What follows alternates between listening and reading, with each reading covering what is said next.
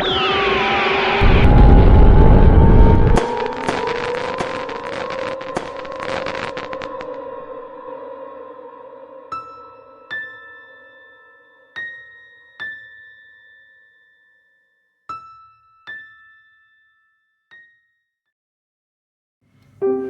sebuah kedalaman hutan tropis yang lebat dan rimbun, di antara pepohonan yang menjulang tinggi dan rindang, hiduplah seekor ulat hijau kecil bernama Jojon.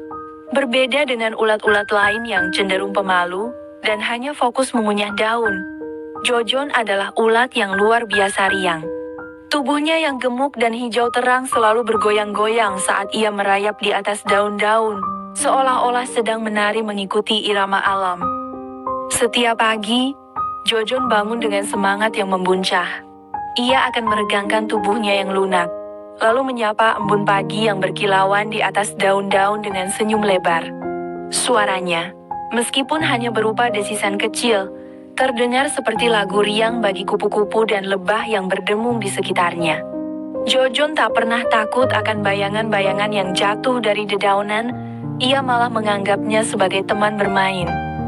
Suatu hari, Jojon bertemu dengan seekor semut raksasa yang sedang membawa beban ranting yang jauh lebih besar dari tubuhnya. Ulat-ulat lain akan bersembunyi ketakutan, tetapi Jojon malah mendekat dengan hati yang penuh rasa ingin tahu. "Hai, Tuan Semut," sapa Jojon dengan ceria. Semut raksasa itu terhenti, terkejut melihat ulat kecil yang berani mendekat. Kau tak takut padaku?" tanya semut itu dengan suara yang menggelegar. "Tidak kok, Tuan," jawab Jojon. Saya Jojon, saya hanya ingin tahu, apa yang sedang Tuan bawa?" Semut itu menjelaskan bahwa ia sedang membawa ranting untuk membangun sarangnya. Jojon mendengarkan dengan penuh minat, matanya berbinar-binar. Ia bertanya tentang kehidupan di dalam sarang semut, tentang kerjasama, dan tentang pentingnya memiliki rumah yang nyaman. Semut itu, yang awalnya kaget, akhirnya tersenyum dan bercerita panjang lebar kepada Jojon. Kehidupan Jojon tak selalu mudah. Suatu hari, seekor burung pipit yang lapar hampir menangkapnya. Ulat-ulat lain berhamburan menyelamatkan diri, tetapi Jojon, dengan kelincahannya yang mengejutkan, berhasil lolos dari cengkeraman burung pipit itu. Ia bahkan sempat menggeliat-geliat dan tertawa kecil saat burung pipit itu terbang pergi dengan kecewa. Jojon juga pernah terjebak dalam hujan lebat yang mengguyur hutan. Air hujan membasahi tubuhnya dan angin kencang hampir menerbangkannya. Tetapi Jojon tak pernah kehilangan semangatnya.